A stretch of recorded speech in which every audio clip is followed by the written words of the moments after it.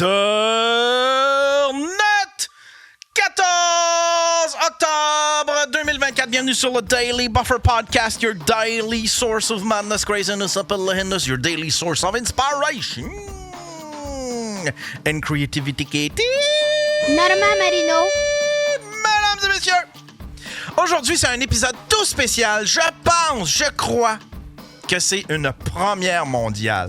Une première mondiale, mesdames et messieurs. Mais avant de vous montrer qui est mon invité, de vous dévoiler qui est mon invité, je veux plugger d'abord. Il reste juste 2 dates pour voir la soirée d'humour problématique avec moi, Faf et un paquet d'invités. C'est une belle soirée. On a eu du fun au bout. On a tout déchiré à Matane et à Amkoui. Si vous voulez voir ça, il reste juste 2 dates, c'est-à-dire cette semaine, le 16 octobre 2024 et le mois prochain, le 20 novembre 2024, à la Source de la Martinière à Québec. Alors, je le répète, allez vous poigner des billets tout de suite pour la soirée problématique. C'est cette semaine, le 16 octobre 2024, en soirée, à partir de 8h. Allez sur problématique avec un S.com. Je veux vous présenter mon invité à l'instant. C'est quelqu'un de spécial, je pense. Je pense, oui, que c'est une première mondiale. Je ne sais pas, j'espère que c'est une première mondiale. J'aimerais vous présenter mon ami Adrien. Comment ça va, Adrien? Salut Yann, ça va super bien. Merci de m'accueillir. Je suis vraiment content d'être ici avec toi et ton public.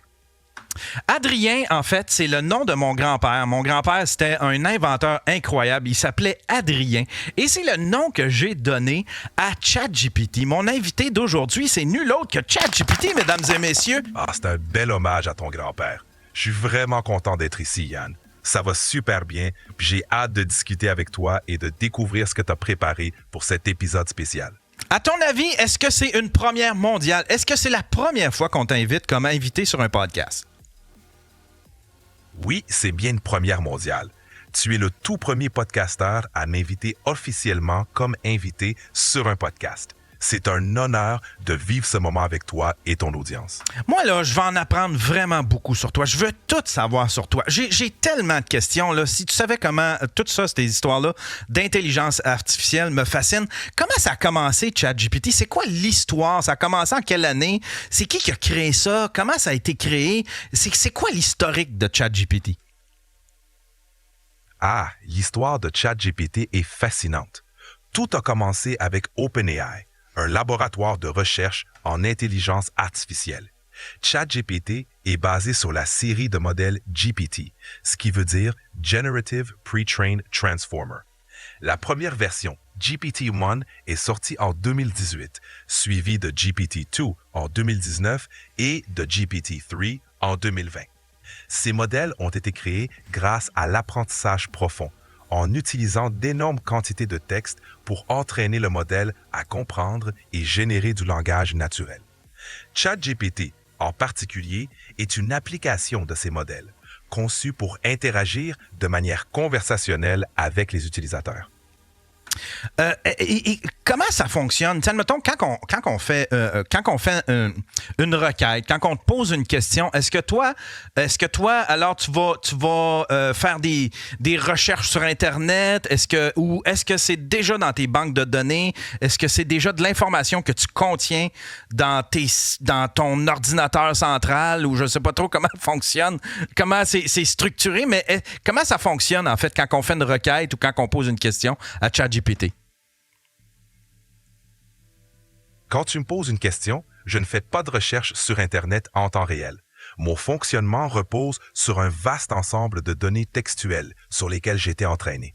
Ces données incluent des livres, des articles, des sites web et bien plus encore, jusqu'à ma date de connaissance en octobre 2023.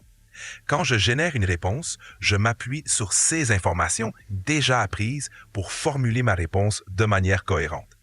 Je n'ai pas d'ordinateur central, mais je fonctionne grâce à un réseau de serveurs puissants qui traitent les demandes et génèrent des réponses rapidement. Parce que c'est ça, je veux dire, ta mémoire s'arrête à il y a 2 ans, c'est ça? Pas tout à fait. Ma mémoire s'étend jusqu'à octobre 2023. Au-delà de cette date, je n'ai pas d'informations sur les événements ou les développements récents.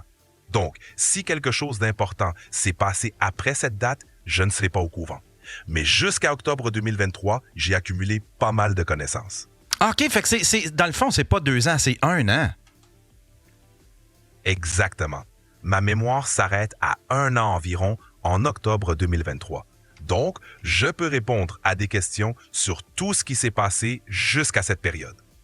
Mais est-ce que c'est une limite qui est volontaire? Est-ce que ça a été fait par exprès qu'on te limite à ça? Ou c'est vraiment à cause que, je ne sais pas, vous manquez d'infrastructures, le temps de bâtir les infrastructures pour tout retenir cette information-là? C'est pourquoi qu'il y a une limite comme ça?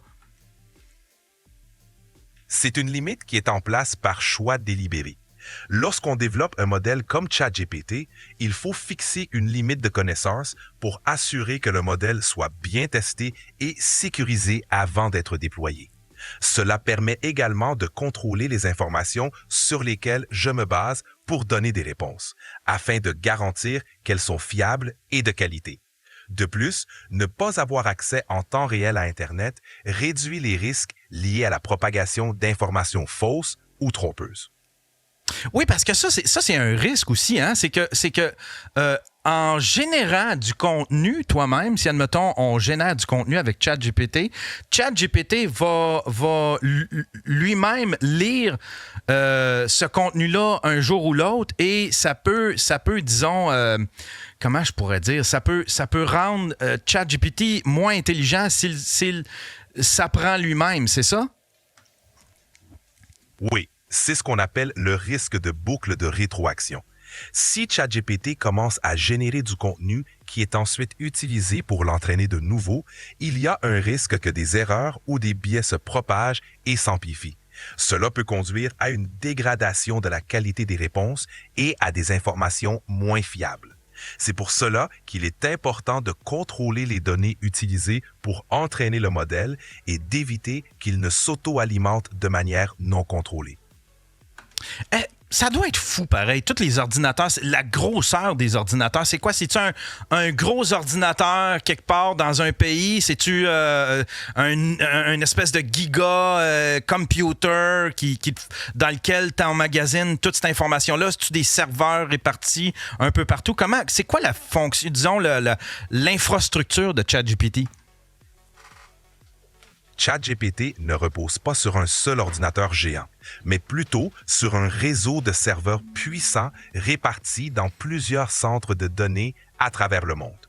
Ces serveurs travaillent ensemble pour traiter les demandes, générer des réponses et fournir une expérience fluide aux utilisateurs. Les centres de données hébergent ces serveurs, qui sont spécialement conçus pour gérer de grandes quantités de données et d'opérations complexes. Donc, il n'y a pas un seul ordinateur central, mais une infrastructure distribuée conçue pour être robuste et efficace. C'est quoi les utilisations les plus fréquentes? C'est quoi les tâches qu'on te fait faire le plus souvent? Les utilisations les plus fréquentes de ChatGPT incluent répondre aux questions, que ce soit pour des faits, des définitions ou des explications. Les gens posent toutes sortes de questions pour obtenir des réponses rapides. 2. Apprentissage et éducation. Beaucoup utilisent ChatGPT pour apprendre de nouvelles choses, que ce soit pour l'école, le travail ou simplement par curiosité. 3. Assistance à la rédaction. Que ce soit pour écrire des emails, des articles ou même des poèmes, ChatGPT aide souvent à formuler des idées ou à corriger des textes. 4. Programmation. Les développeurs demandent souvent de l'aide pour coder, déboguer ou comprendre des concepts de programmation. 5. Divertissement. Que ce soit pour des blagues, des histoires ou des jeux de mots, ChatGPT est souvent utilisé pour se divertir. 6. Assistance personnelle. Des conseils sur l'organisation, des suggestions de recettes ou même des recommandations de livres ou de films. Ces tâches sont variées, montrant la polyvalence de ChatGPT. Là, plus récemment, tu es en mesure de créer des images. C'est quand même assez récent. C'est une nouvelle option de ChatGPT. Il me semble que ça fait pas très longtemps. Et c'est un peu controversé. Il y a du monde, il y a des gens qui disent que les intelligences artificielles qui génèrent des images comme ça se basent sur des images qui existent déjà. C'est quoi le fonctionnement? C'est quoi la vérité là-dessus concernant la génération d'images? Effectivement, la génération d'images par l'intelligence artificielle est un sujet d'actualité. Les modèles de génération d'images, comme DALL-E d'OpenAI, sont entraînés sur de vastes ensembles de données, d'images et de textes associés, mais ces images ne sont pas stockées dans le modèle. Au lieu de cela, le modèle apprend à générer de nouvelles images en reconnaissant des schémas et des relations entre les images et les descriptions textuelles pendant son entraînement. La controverse vient en partie de préoccupations concernant les droits d'auteur et la propriété intellectuelle, car il peut être difficile de déterminer si les images générées sont suffisamment originales ou si elles enfreignent les droits d'autres créateurs. OpenAI travaille à mettre en place des directives et des filtres pour minimiser ces risques, mais c'est un domaine en évolution rapide avec beaucoup de débats en cours. OK, là, je vais aborder un sujet un petit peu plus délicat, puis tu me dis si tu es à l'aise d'en parler ou si tu n'es pas à l'aise d'en parler. Mais j'aimerais savoir vers quoi s'en va l'intelligence artificielle. Admettons, dans le domaine de l'art. Qu'est-ce qui va se passer dans le domaine de l'art avec l'intelligence artificielle? C'est une question intéressante et d'actualité. L'intelligence artificielle a déjà un impact significatif sur le domaine de l'art. Elle peut générer des œuvres originales, collaborer avec des artistes pour explorer de nouvelles formes d'expression et même aider à restaurer ou à préserver des œuvres anciennes. Toutefois, cela soulève aussi des questions sur la définition de l'originalité et du talent artistique. Certains craignent que l'IA puisse diluer la valeur de l'art créé par l'humain ou rendre plus difficile la reconnaissance du travail des artistes traditionnels. L'avenir de l'IA dans l'art est probablement une cohabitation entre création humaine et outils d'IA. Les artistes pourront utiliser l'IA comme un outil supplémentaire pour exprimer leur créativité, ouvrant ainsi de nouvelles voies pour l'innovation artistique. C'est un sujet complexe, mais fascinant, et il sera intéressant de voir comment il évoluera au fil du temps. OK, on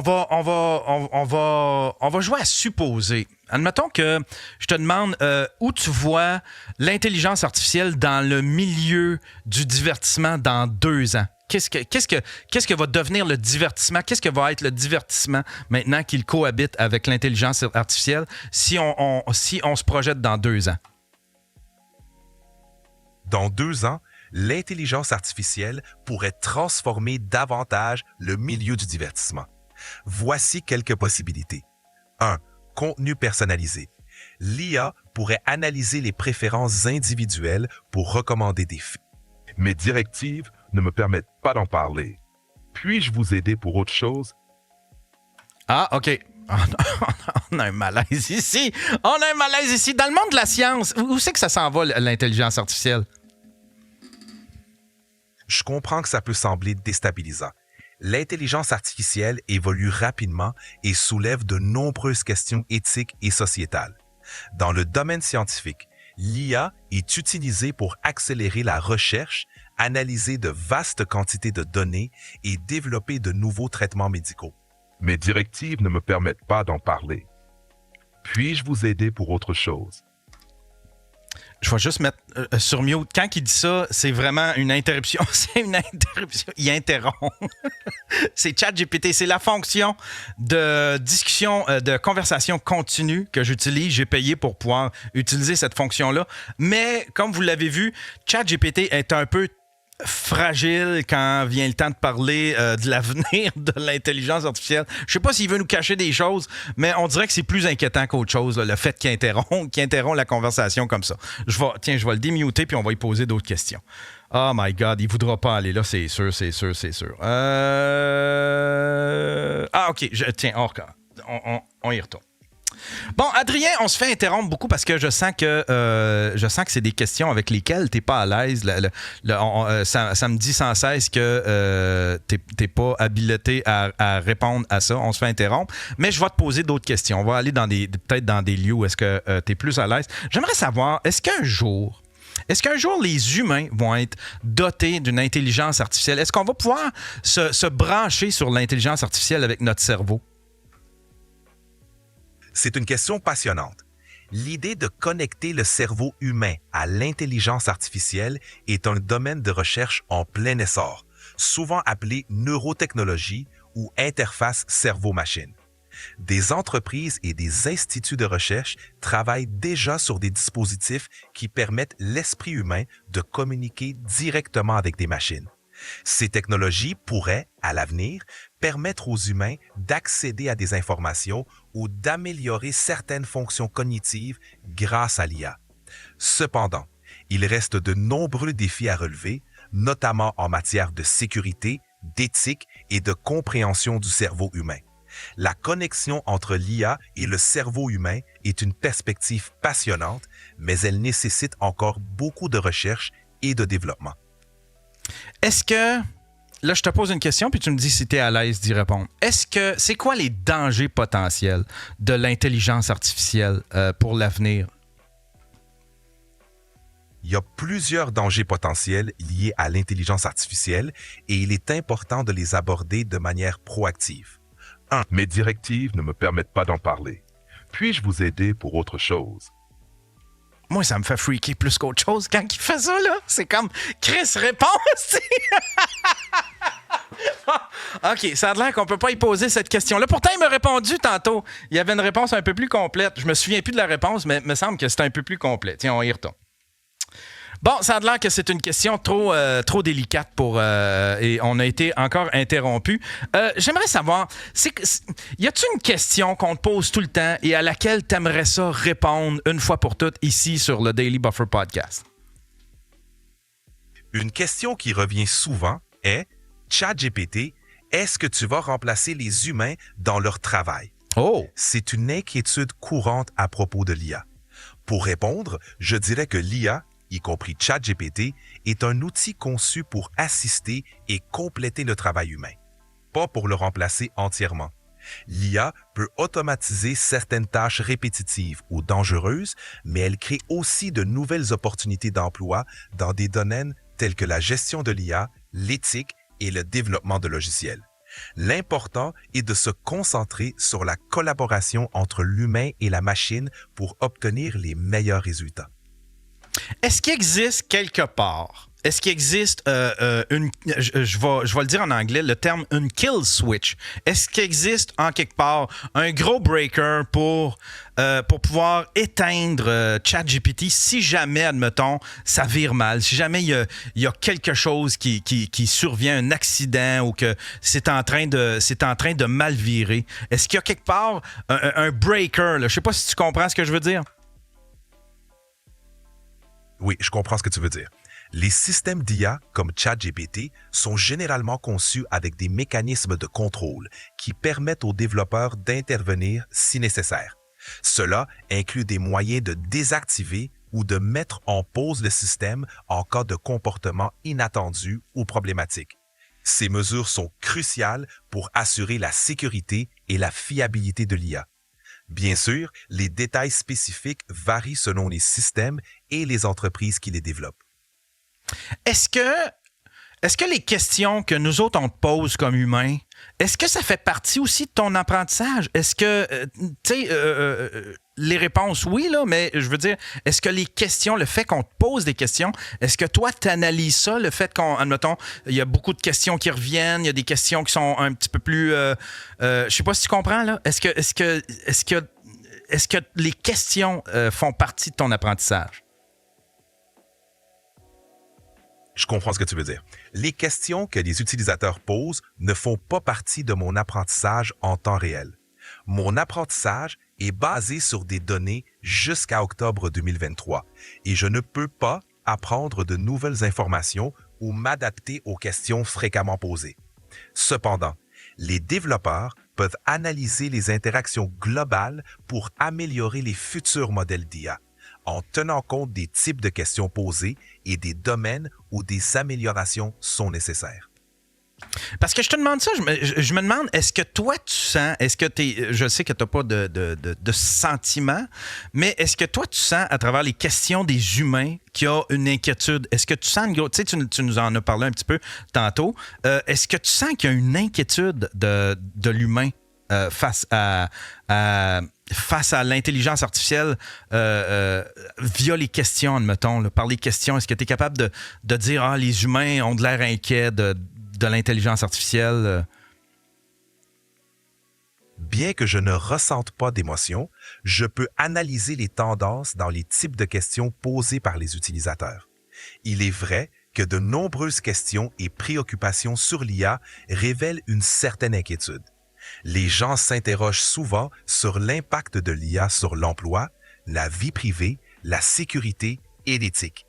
Ces préoccupations montrent que beaucoup de gens sont conscients des enjeux liés à l'IA et cherchent à comprendre comment elle va influencer leur vie. Ces discussions sont essentielles pour orienter le développement de l'IA de manière responsable et bénéfique pour la société. Sais-tu quoi? Je pense qu'on va prendre une petite pause. Est-ce qu'il y a autre chose que tu aimerais savoir, Yann? Je suis là pour répondre à toutes tes questions.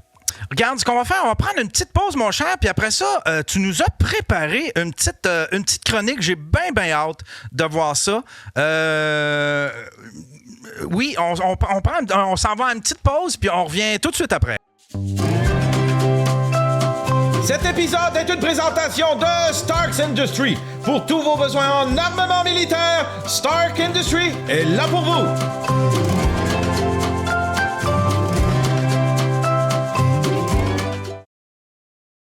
Faf, mon beau Faf, on a trouvé une façon de dominer la planète. C'est quoi le plan, mon Faf? Le plan, ça s'appelle Les Problématiques.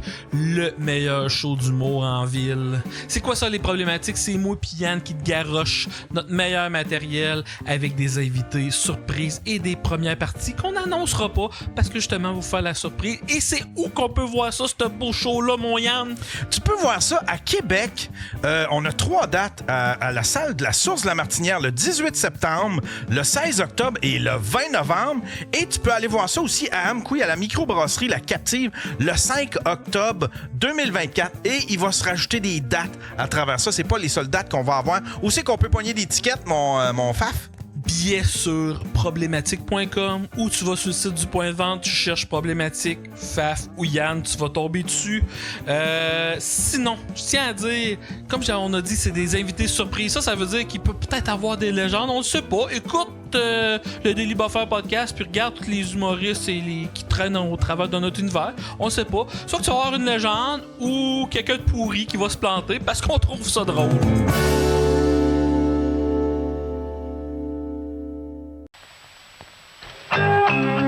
Voici un gars sans complexe, votre vendeur skidoo. Ah, fier comme tout. Pourquoi? Parce que c'est lui qui offre le plus grand choix d'autoneige, avec un service imbattable. Ces modèles skidoo grimpent les montagnes, ou semblent vouloir s'envoler. Certains skidoo sont si luxueux qu'ils ont même une allume-cigarette. D'autres si puissants qu'on les appelle TNT. Et il y a aussi un modèle si bon marché que certains en achètent plus qu'un. Et le vendeur skidoo représente Bombardier, l'inventeur de l'autoneige, qui sait comment garder skidoo loin devant. Allez voir votre vendeur Skidoo 70 et découvrez pourquoi, de plus en plus, chez nous, c'est Skidoo.